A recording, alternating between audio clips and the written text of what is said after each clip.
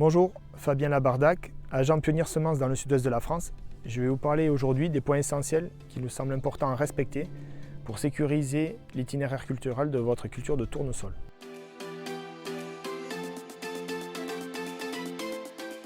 Tout d'abord, je vais vous parler de l'offre génétique, car nous disposons chez Pionnier d'une large gamme de tournesols, aussi bien oléiques que linoléiques, avec certaines variétés dites protector, tolérantes au mildiou, au phomopsis, au verticillium et également à l'orobanche. Ces tournesols sont disponibles également pour certaines variétés avec la technologie Expressun, afin de lutter contre certaines adventices qui ont des levées échelonnées, comme les datura, l'exanthium, mais également on peut intervenir contre des kénopodes mercuriales, diverses dicotylédones annuelles et également contre certaines dicotylédones vivaces comme les Lysirondées.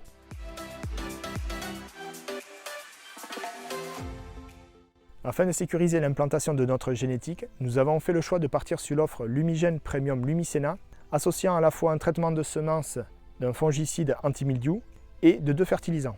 Le gros avantage de cette offre de traitement de semences est de booster nos tournesols afin de les mettre vite à l'abri de ravageurs comme les oiseaux, mais également de certains parasites du sol.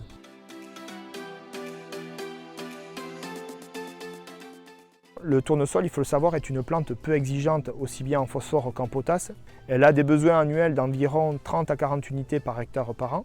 En ce qui concerne la fertilisation azotée, il faut savoir qu'un tournesol a besoin d'environ 60 à 80 unités d'azote par hectare et par an pour atteindre un objectif de rendement aux alentours de 35-40 quintaux.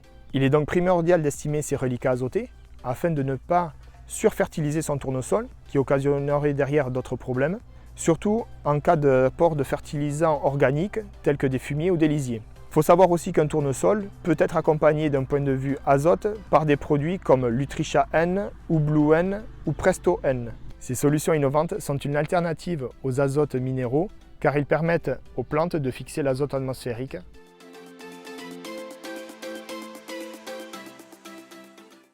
Le bore est un élément indispensable pour assurer une bonne fertilité des capitules et également pour assurer ici une bonne tonicité du collet afin d'avoir une bonne alimentation des capitules. L'apport de bore sur tournesol doit être impérativement réalisé en préventif. Pour cela, on conseille de l'amener entre le stade 3 à 4 paires de feuilles jusqu'au stade limite passage tracteur afin d'assurer une bonne fertilisation de la plante.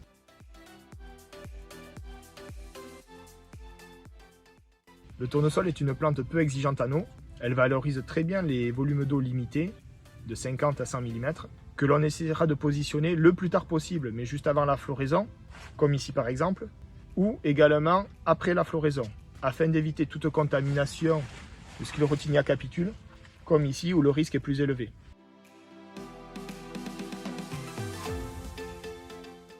Pour toute question concernant la conduite de vos tournesols, je vous invite à vous rapprocher de votre agent local Pionnier Semences afin qu'il vous accompagne sur l'itinéraire culturel et également sur le choix variétal.